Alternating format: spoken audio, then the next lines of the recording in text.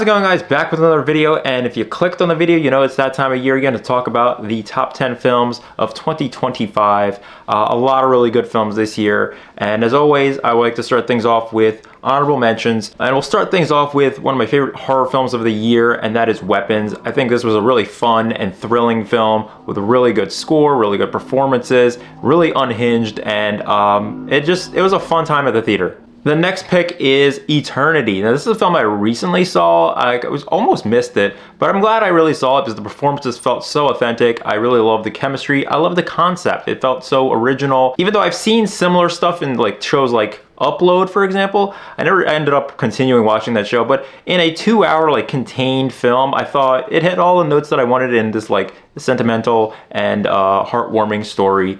Performances really are holding this film together. I think there are some holes in the film that prevent it to getting up in the top 10, but conceptually, you know, great idea and a film that I thought was really charming and had to make it in my honorable mentions list. Next up is a heart-pounding film, and that is F1. I was really looking forward to this film. I do like motorsports quite a bit, and this film had to make it in there. Having seen other films like Ford v Ferrari and Rush, this was a really good film. I think the sound design, obviously, in this movie like this is what elevates this film. The performances, the story does take a little bit to get into the story, but once we get to the second half of this film, the third part of this film, this is just an adrenaline pumping thrill ride, and I had a blast with it.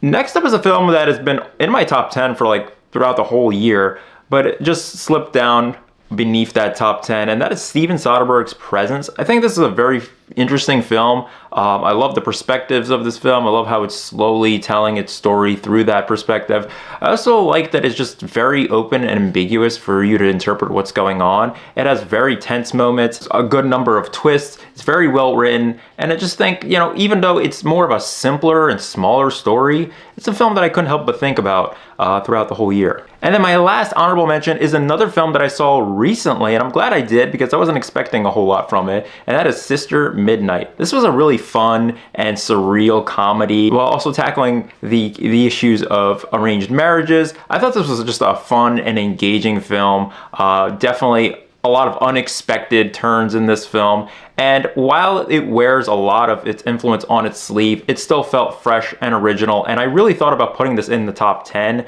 Unfortunately, did not quite make it there, but I still urge a lot of people to check this one out. I think it will catch you off your guard. It is a really great film. So those are my honorable mentions. Now let's dive into the top 10.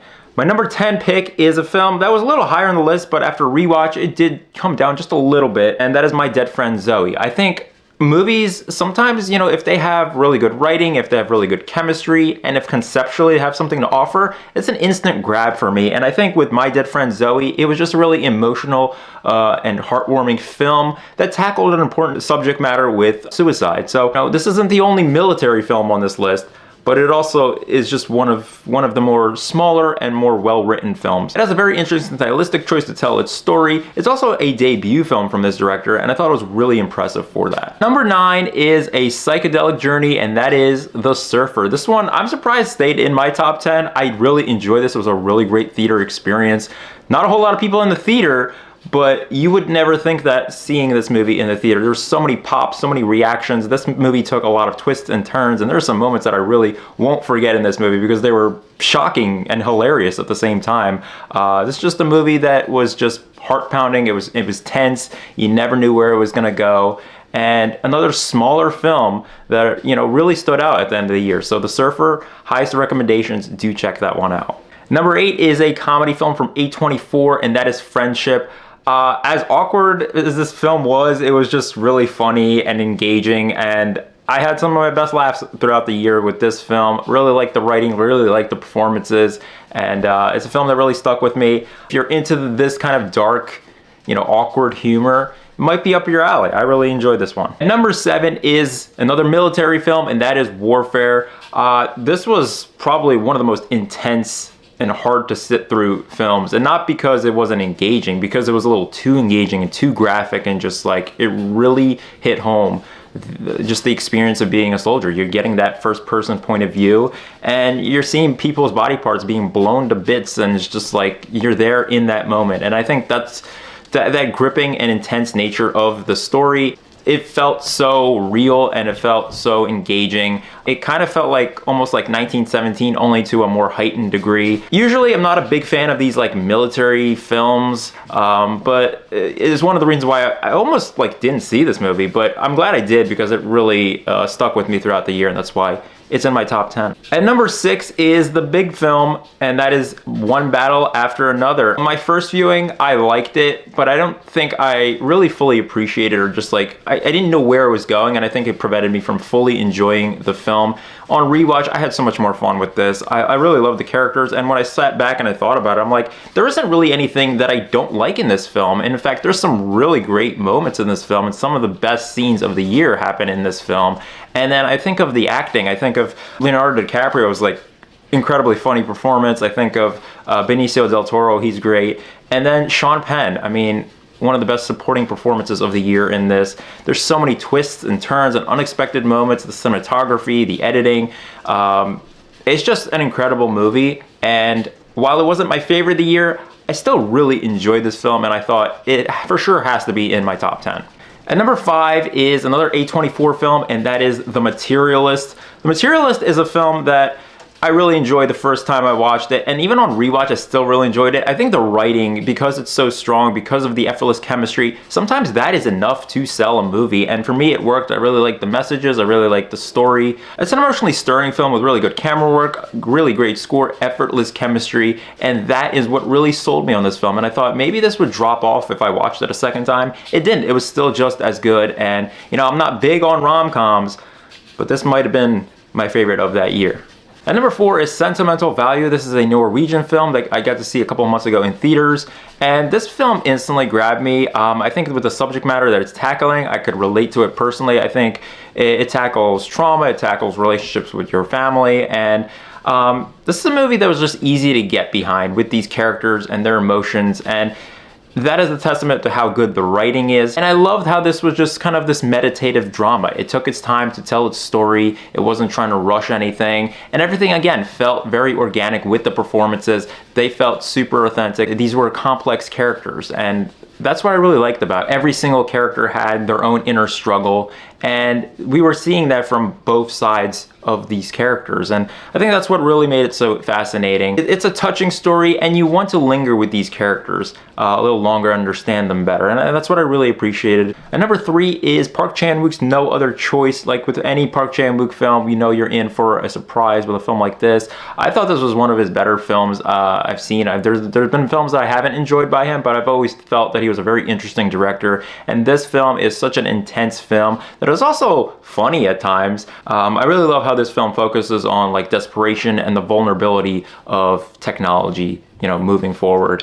It felt like a very relevant film while keeping things very engaging, keeping that camera moving constantly. The editing is really incredible, and of course the performances are fantastic as well. It's also a very fantastically shot film, really well scored. I think there's a lot of really pitch perfect moments in this movie. I think what's also makes this interesting is that this is a film that's going to benefit on rewatch. There's a lot of stuff in this movie that I wasn't able to wrap my mind around, and I'm totally fine with that because that just makes me want to revisit this film more and more. And then sometimes, you know, on rewatch, you pick up on more things and you like the film even more. So given the fact that I wasn't able to wrap my mind around some of the stuff and still enjoy it as much as I did, just gives me more excitement to watch this film another time. And number 2 is Yorgos Lanthimos' film Begonia. This was an unexpected film. I really enjoyed this film. I thought the performances, of course, were incredible. Emma Stone just escapes in this role, and then all the supporting actors in this were really fantastic. And what I really loved about this film is the constant guessing of whether or not Emma Stone is an alien. And it just like, the plot is simple in premise, but the creative style of this film and it's just like surreal moments really just hooked me. I also really liked how this film is like critiquing big pharma and the corporate world. It's doing this in a very satirical and fun fashion. Production design, cinematography, the score, all of this was fantastic, and it shaped up to be an incredible film of the year. I thought this was an interesting cautionary tale about the fragility of life and the people that like to hide the truth from the public. I thought it was a really interesting film and had to be for 100% in my top 5. And at the end of the year, like, as much as it was hard to make this decision, I was like, you know what? I want to revisit this film a lot more than some of these other picks. That's why it was my number 2. And my number 1 pick is, of course, if you haven't guessed it, Sinners.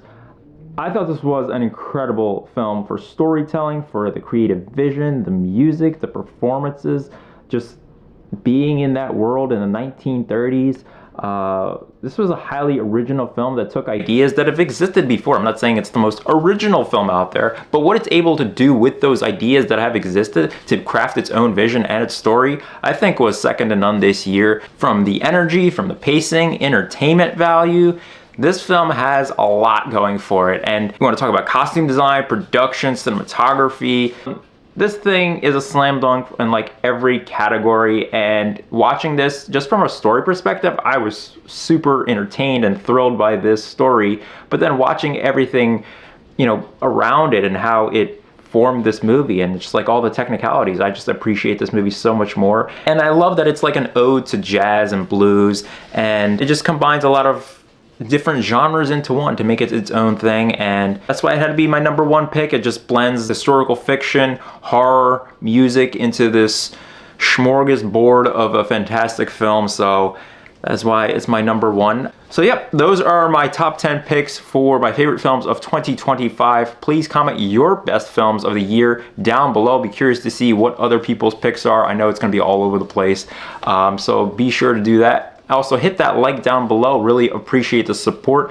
Don't forget to subscribe to the channel and be on the lookout for my supplemental video where I break things up into genres. We'll have a lot more movies that I like throughout the year, not just limited to the 15 you just heard. So be sure to look for that in about a week or so. And until then, I will see you guys in another video.